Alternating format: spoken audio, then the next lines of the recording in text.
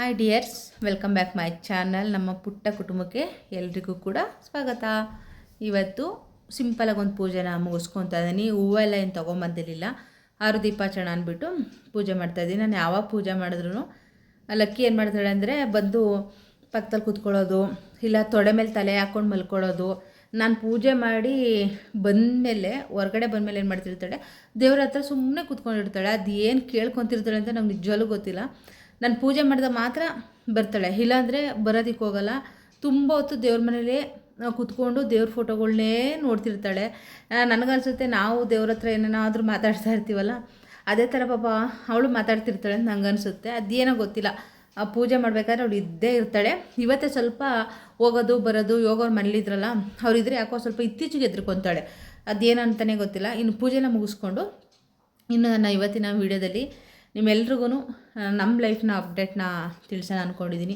ಇದಕ್ಕೆ ಮೇಲೆ ಈ ಲಾಗಿಂದ ನಮ್ಮ ಲೈಫು ಝೀರೋಯಿಂದ ಸ್ಟಾರ್ಟಾಗಿ ನಮಗೋಸ್ಕರ ಬದುಕೋದಕ್ಕೆ ನಾವು ಶುರು ಮಾಡ್ಕೊಂಡಿದ್ದೀವಿ. ಅದನ್ನು ಏಕೆ ಏನು ಹೇಗೆ ಅಂದ್ಬಿಟ್ಟು ನಾನು ನಿಮ್ಮ ಜೊತೆ ಶೇರ್ ಮಾಡ್ಕೊತೀನಿ. ಇಷ್ಟು ದಿನ ಅದು ಇದು ಅಂದ್ಬಿಟ್ಟೇ ಟೆನ್ಷನಲ್ಲಿ ನಮ್ಮನ್ನು ನಾವು ತುಂಬ ಕಳ್ಕೊಂಬಿಟ್ಟಿದ್ದೀವಿ ಅಂತಲೇ ಹೇಳ್ಬೋದು. ನಮ್ಮ ಬಗ್ಗೆ ಕೇರು ಇಲ್ಲ, ಆಸೆ ಪ್ರೀತಿ ಜೀವನ ಎಲ್ಲ ಒಂಥರ ಜಿಗುಪ್ಸೆ ಥರ ಆಗ್ಬಿಟ್ಟು ಪ್ರತಿಯೊಂದೂ ಎಲ್ಲ ಆದಮೇಲೆ ಝೀರೋಯಿಂದ ಸ್ಟಾರ್ಟ್ ಮಾಡೋದಿದೆಯಲ್ಲ, ಅದು ಸ್ವಲ್ಪ ಕಷ್ಟನೇ ಲೈಫಲ್ಲಿ ಎಲ್ರಿಗೂ ಕೂಡ ಅಷ್ಟೇ. ಆದರೂ ಏನೇ ಆದರೂ ಹೋದರೂ ಬಂದ್ರೂ ಲೈಫ್ನ ಸ್ಟ್ರಾಂಗಾಗಿ ಎದುರಿಸಲೇಬೇಕು. ಅದರಲ್ಲೂ ನಾವು ಹೆಣ್ಮಕ್ಳು ಸ್ಟ್ರಾಂಗ್ ಆಗಿದ್ದರೆ ಏನು ಬೇಕಾದರೂ ಎದುರಿಸ್ಬೋದು. ಅದು ಯಾಕಂದರೆ ನಾವೇ ಮನೇಲಿ ಮೇನ್ ಅಂತ ನನಗನ್ಸುತ್ತೆ. ಗಂಡಸರು ಸ್ವಲ್ಪ ವೀಕಾಗಿ ಕುಗ್ಗೋಗ್ತಾರೆ ಏನಾದರೂ ಒಂದು ಪ್ರಾಬ್ಲಮ್ ಬಂದಾಗ. ಆವಾಗ ನಾವು ಸ್ಟ್ರಾಂಗ್ ಆಗಿದ್ದು ಅವರಿಗೆ ನಾವು ಧೈರ್ಯ ಹೇಳಿ ಮುನ್ನಡೆಸಿದ್ರೆ ಯಾವ ಸಮಸ್ಯೆನೂ ದೊಡ್ಡದಲ್ಲ. ಇನ್ನು ಮತ್ತೆ ಶೇರ್ ಮಾಡ್ತಾ ಹೋಗ್ತೀನಿ. ಬೆಳಗ್ಗೆ ಟಿಫನ್ ಎಲ್ಲ ಮುಗಿಸ್ಕೊಂಡು ಅಳಸೆಹಣ್ಣು ತಂದಿದ್ರು. ಇನ್ನು ಸೀಸನ್ನು ಮುಗ್ದೋಗೋ ಟೈಮಲ್ಲಿ ಅಳಸೆಹಣ್ಣು ತಂದಿದ್ದಾರೆ. ಆವತ್ತಿಂದ ಹೇಳಿ ಕೊನೆ ಚಿಕ್ಕದೋಗಿ ಒಂದು ತೊಗೊಂಬಂದರು. ಮತ್ತು ಇನ್ನೂ ಒಂದು ದೊಡ್ಡದು ಒಂದು ತೊಗೊಂಬಂದರು. ದೊಡ್ಡದ್ರಲ್ಲಿ ಹಣ್ಣಿರಲಿಲ್ಲ, ಚಿಕ್ಕದ್ರಲ್ಲೇ ಸ್ವಲ್ಪ ಜಾಸ್ತಿ ಹಣ್ಣಿತ್ತು. ಓಕೆ, ಕೊನೆವರೆಗೂ ವಿಡಿಯೋನ ನೋಡಿ, ಫ್ರೀ ಇದ್ದರೆ ಎಲ್ಲರೂ ನೋಡಿ ಸಪೋರ್ಟ್ ಮಾಡಿ. ಇಲ್ಲಾಂದರೆ ಫ್ರೀ ಇದ್ದಾಗ ಟೈಮ್ ಮಾಡಿಕೊಂಡು ವೀಡಿಯೋಸ್ನ ನೋಡಿ ಹೊಸ್ದಾಗಿ ನೋಡ್ತಾರೋ ನನ್ನ ಚಾನಲ್ನ ಪ್ಲೀಸ್ ಸಬ್ಸ್ಕ್ರೈಬ್ ಮಾಡಿಕೊಂಡು ಸಪೋರ್ಟ್ ಮಾಡಿ ಅಂತ ಹೇಳ್ತಾ ಬನ್ನಿ ಇವತ್ತಿನ ಲಾಗ್ನ ಶುರು ಮಾಡೋಣ. ಇನ್ನು ಟಿಫನಿಗೆ ಅಂದ್ಬಿಟ್ಟು ಅವಲಕ್ಕಿ ಒಗ್ಗರಣೆ ಮಾಡಿದೆ, ಬೇಗ ಆಗುತ್ತೆ ಅಂತ ಹೇಳ್ಬಿಟ್ಟು. ಇವತ್ತು ಕಾರ್ ಕೂಡ ತೊಗೊಂಬರೋದಕ್ಕೆ ಸಂಜೆ ಮೇಲೆ ಹೋಗಬೇಕು. ಮಧ್ಯಾಹ್ನ ಹೋಗೋಣ ಅಂದ್ಕೊಂಡ್ವಿ. ಅವರು ಇನ್ನೊಂದು 10 ನಿಮಿಷ ಅರ್ಧ ಗಂಟೆ ಫೋನ್ ಮಾಡ್ತೀವಿ ಅಂದ್ಬಿಟ್ಟು ಗ್ಯಾರೇಜ್ ಕಡೆಯಿಂದ ಫೋನೇ ಬರಲಿಲ್ಲ. ಅದರಿಂದ ಬೇಗ ಟಿಫನ್ ಆಗೋದಂದರೆ ಅವಲಕ್ಕಿ ಸ್ವಲ್ಪ ನೆನೆಸ್ಬಿಟ್ಟು ಒಗ್ಗರಣೆ ಹಾಕ್ಬಿಟ್ರೆ ತಿಂಡಿ ಮುಗೀತು. ಇನ್ನು ತಿಂಡಿಗೆ ಅಳಸೆಹಣ್ಣು ಇಟ್ಕೊಂಡು ದಾಳಿಂಬೆ ಹಣ್ಣು ಚಿಕ್ಕದೊಂದಿತ್ತು, ಅದನ್ನು ಕೂಡ ಸುಲಿದಿಟ್ಟು ಫ್ರಿಜ್ಜಲ್ಲಿ ಹಾಕಿಟ್ಟಿದ್ದೆ. ನಾನು ಫ್ರಿಜ್ಜಲ್ಲಿ ಇಟ್ಟಿದ್ದು ದಾಳಿಂಬೆ ಹಣ್ಣು ತಿನ್ನೋದಕ್ಕೆ ಒಂಥರ ಚೆನ್ನಾಗಿರುತ್ತೆ, ತಣ್ಣು ಅಂದ್ಬಿಟ್ಟು ಯೋಗರೇ ಟಿಫನ್ನ ಹಾಕ್ಕೊಡ್ತಾ ಇದ್ದಾರೆ. ಇನ್ನು ಇಬ್ಬರು ಟಿಫನ್ ಮುಗಿಸಿ ಅಳಸೆಹಣ್ಣಿದೆ, ಅದನ್ನು ಕುಯ್ಬೇಕು. ಸಂಜೆ ಮೇಲೆ ಕಾರ್ ಚೆನ್ನಾಗಿ ರಿಪೇರಿ ಮಾಡಿದ್ದಾರೆ. ತುಂಬ ತಿಂಗಳಾಗೋಗಿತ್ತು ಅಂತ ಹೇಳಿದ್ನಲ್ಲ, ಹೇಗೆ ಮಾಡ್ತಾರೇನೋ ಅನ್ನೋ ಒಂದು ಭಯನೂ ಕೂಡ ನನಗಿತ್ತು. ಆದರೆ ಅವರು ನೀವು ನೋಡಿ ಆಮೇಲೇ ಅಮೌಂಟ್ ಕೊಡಿ ಅಂತ ಭರವಸೆ ಕೊಟ್ಟಿದ್ದರು. ಆದರೂ ಅರ್ಧ ಅಮೌಂಟ್ ಕೊಟ್ಟಿದ್ವಿ. ಹೋಗಿ ನೋಡಿದ್ವಿ, ಚೆನ್ನಾಗಿ ರೆಡಿ ಮಾಡಿದ್ದಾರೆ. ಇನ್ನು ಅದನ್ನ ಹೋಗಿ ತೊಗೊಂಬರ್ಬೇಕು. ಒಂದು ವಾರ ಅಂತ ಹೇಳ್ಬಿಟ್ಟು ಒಂದು 12 ದಿನ ಬಿಟ್ಟು ನಮಗೆ ಕಾರ್ ಕೊಡ್ತಿರೋದು. ಎಷ್ಟು ತೊಂದರೆ ಆಯಿತು ಅಂದರೆ, ಒಂದು ಕುಡಿಯೋ ನೀರು ತರೋದಕ್ಕಿರ್ಬೋದು, ಏನಕ್ಕೆ ಆಗಿರ್ಬೋದು, ತುಂಬ ಒದ್ದಾಡಿಬಿಟ್ಟಿದ್ದೀವಿ. ಆಟೋದಲ್ಲಿ ಅಷ್ಟು ಹೋಗೋಕ್ಕಾಗಲ್ಲ. ಇನ್ನು ಮೊದಲು ನಮ್ಮ ಮನೇಲಿ ಒಂದು 2 ವೀಲರ್ ಇತ್ತು, ಹೇಳ್ತೀನಿ ಮುಂದೆ ಎಲ್ಲನೂ. ಅದನ್ನು ಕೂಡ ರಿಪೇರಿ ಅಂತ ಎಲ್ಲ ಕೊಟ್ಬಿಟ್ವಿ ನಾವು.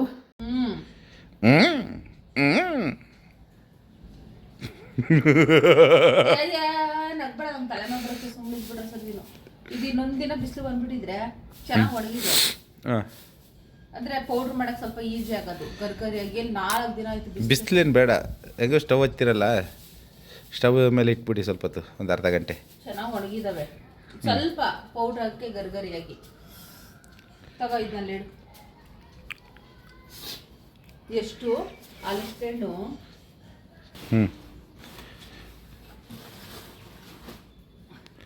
ಹಣ್ಣಾಗಿದೆಯಾ? ಮೆತ್ತಗಿದೆ. ಇನ್ನೊಂದು 2 ದಿನ ಹೋಗ್ಲಿ, ಇನ್ನೂ ಮೆತ್ತಗತ್ತೆ. ಗುಳುಕ್ ಅಂದ್ಕೋಬೋದು. ಬೇಡ, ಗುಳುಕ್ನ ತೆಗ್ದು ಅಲ್ಲಿದೆ. ನಮಗೆ ವಯಸ್ಸಾಗಿಲ್ಲ. ಎಷ್ಟು ಸೀಸನ್ ಸ್ಟಾರ್ಟ್ ಆದಾಗಿಂದ ಈ ಕಡೆ ಅದೊಂದು ಚೂರು ಇದಾಗ್ಬಿಟ್ಟಿದೆ. ಎಷ್ಟು ಚೆನ್ನಾಗಿತ್ತು ಅಲ್ಲ, ಈ ಕಡೆನೂ. ಬೇಗ ಅದಕ್ಕೆ ಇವತ್ತೇ ಕಟ್ ಮಾಡಿಬಿಡು. ಸೀಸನ್ ಸ್ಟಾರ್ಟ್ ಆದಾಗಿಂದ ತಗೊಂಬಂದ್ರೆ ತಂದೆ ಇರಲಿಲ್ಲ. ನೆನ್ನೆ ನಮ್ಮ ಮೊನ್ನೆ ತಂದ್ಬಿಟ್ಟು ಇಲ್ಲಿ ಚೇರ್ ಮೇಲೆ ಹಾಕ್ಬಿಟ್ಟು ಮುಚ್ಚಿಟ್ಬಿಟ್ಟನೆ. ನಾನು ಗೊತ್ತೇ ಆಗಿಲ್ಲ ಏನಿದು ಅಂತ ನೋಡಿದ್ರೆ ಅಳಸೆಹಣ್ಣು. ನನಗೆ ಹೇಳು ಇಲ್ಲ ತಂದಿರೋದು ನಾ ಬಾ ಕಟ್ ಮಾಡಿ. ಹಲಸಿನ ಹಣ್ಣು ಅಲ್ಲದು, ಹಲಸಿನ ಹಣ್ಣು. ಅವ ಅಪ್ಪ ನಾವು ಹಂಗೆ ಮಾತಾಡೋದು. ಬಾ ಕುಯ್ ಬಾ ತಿನ್ನೋಣ. ಹಂಗೆ ತಿನ್ನೋಣ. ಸೀಸನ್ ಸ್ಟಾರ್ಟ್ ಆಗೋದ್ರಿಂದ ಕೇಳ್ತಿದ್ದೀನಿ ಎಷ್ಟು ಇದ್ರ ಕೇಸರಿ ಬಾತ್ ಮಾಡ್ಕೊಂಡು ತಿನ್ನೋಣ. ಕೇಸರಿ ಬಾತ್ ಜಾಸ್ತಿ ಗೋಡಂಬಿ ದ್ರಾಕ್ಷಿ ಹಾಕಿ ತುಪ್ಪ ಹಾಕಿ. ಹೌದಾ? ಬಾ ಕಟ್ ಮಾಡ್ಕೊಡ್ತೀನಿ ನಾನು ಒಂದೆರಡು ಪೀಸ್.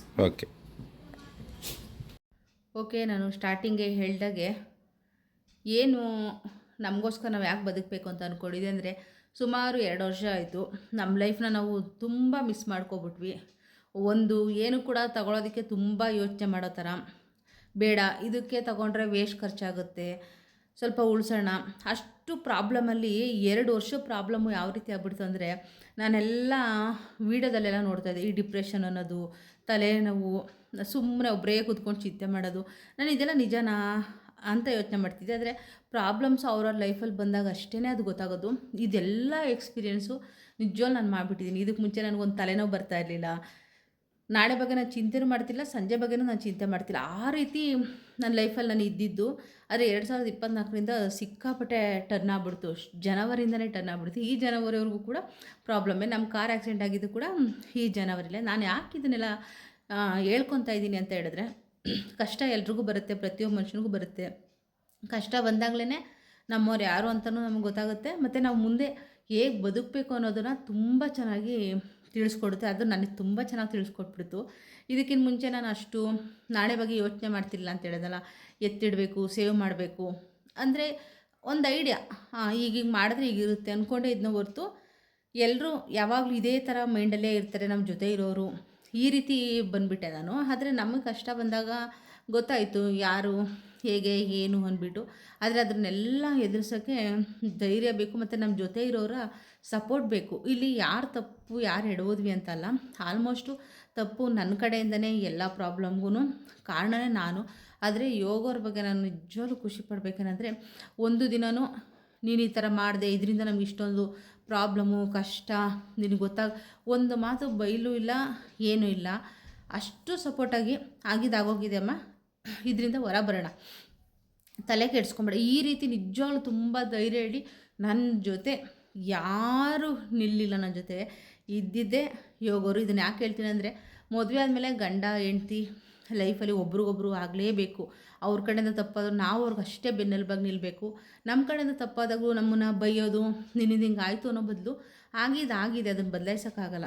ಆದರೆ ಅದನ್ನು ಎಲ್ಲ ಅದರಿಂದ ಹೊರಗೆ ಬರಬೇಕು ಅಂದ್ಬಿಟ್ಟು 2 ವರ್ಷ ನಾವಿಬ್ಬರು ತುಂಬ ಕಷ್ಟಪಟ್ಟಿದ್ದೀವಿ.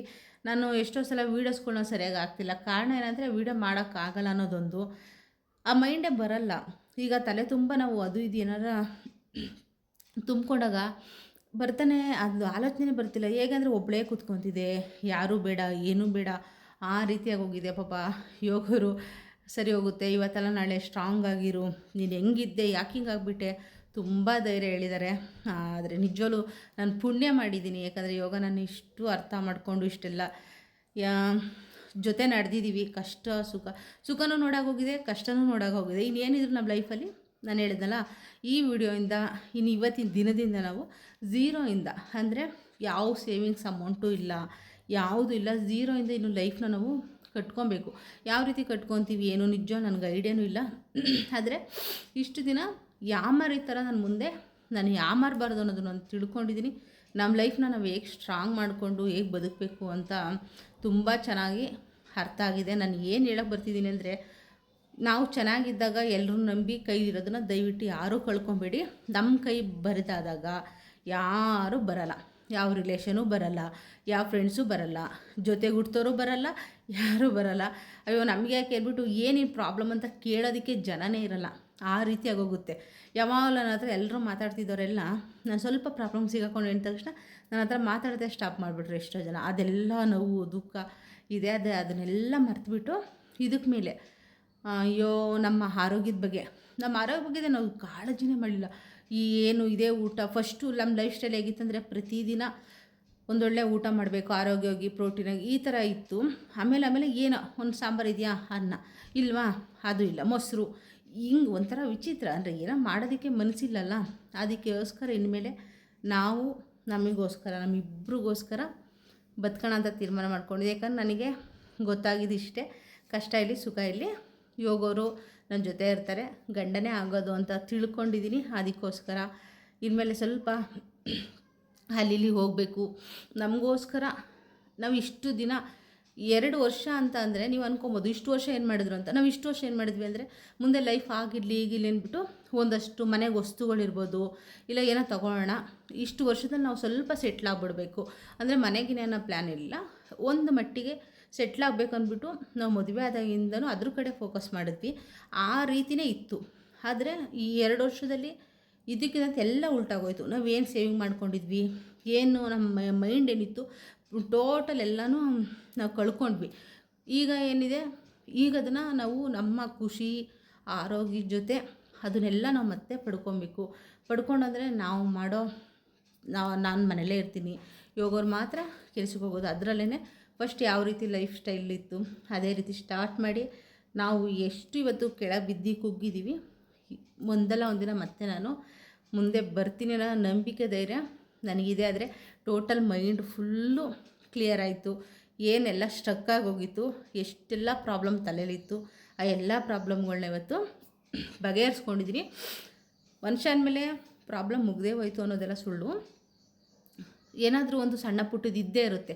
ಆ ಸಣ್ಣ ಪುಟ್ಟದ್ದು ಇದ್ರೇ ಅದು ಜೀವನಕ್ಕೊಂದು ಅರ್ಥ. ಆವಾಗ ನಾವು ಅದನ್ನು ಎದುರಿಸ್ಬೇಕು ಅನ್ನೋದು ನಾವು ತಿಳ್ಕೊಳ್ತಾ ಹೋಗ್ತಾ ಇರ್ತೀವಿ. ಅದಕ್ಕೋಸ್ಕರ ಎಲ್ಲ ಮುಗೀತು ಅಂತಲ್ಲ, ಆದರೆ ಇದ್ದಷ್ಟು ಟೆನ್ಷನು. ಮನುಷ್ಯನ ಜೀವನದಲ್ಲಿ ಪ್ರಾಬ್ಲಮ್ ಅಂತ ಬರೋದೇ ದುಡ್ಡು.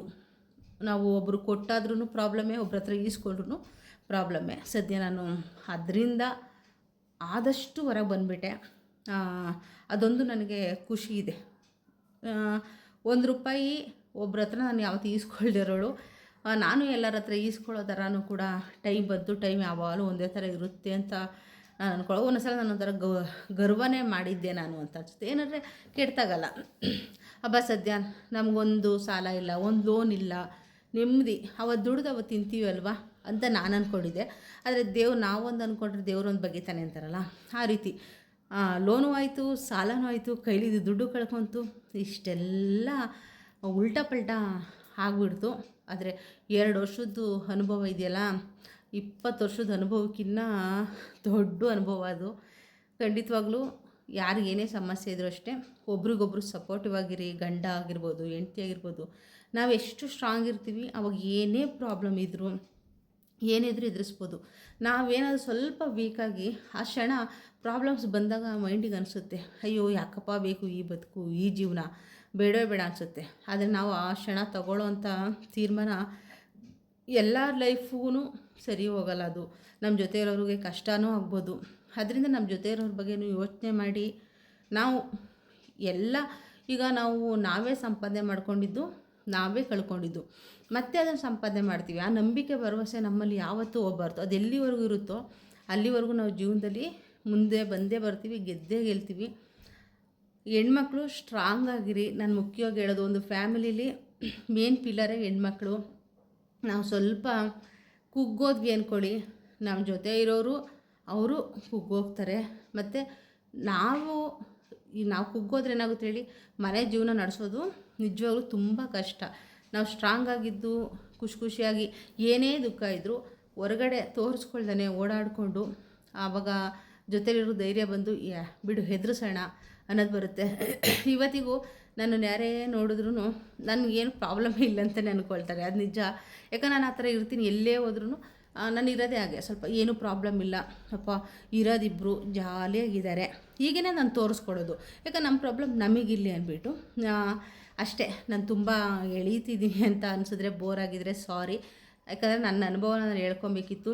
ಯಾಕಂದ್ರೆ ತುಂಬ ಜನಕ್ಕೆ ಅನಿಸೋದು, ಏನಪ್ಪ ತಿಂಗಳಿಗೋ 2 ತಿಂಗಳಿಗೋ ಒಂದು ವೀಡಿಯೋ ಹಾಕ್ತಾರೆ, ಮತ್ತು ಸುಮ್ಮನಾಗಿ ಹೋಗ್ತಾರೆ, ಮತ್ತೇನೋ ಸಣ್ಣ ಪುಟ್ಟದ್ದು ಹಾಕ್ಬಿಟ್ಟು ಸುಮ್ಮನಾಗಿ ಹೋಗ್ತಾರೆ. ಅಂದರೆ ಇಷ್ಟೆಲ್ಲ ಟೆನ್ಷನು ನನಗಿದ್ದಿದ್ದು ಅಷ್ಟೇ. ಇದೆಲ್ಲದರಿಂದ ನಾನು ಆದಷ್ಟು ಬೇಗ ಹೊರಗೆ ಬರಬೇಕು.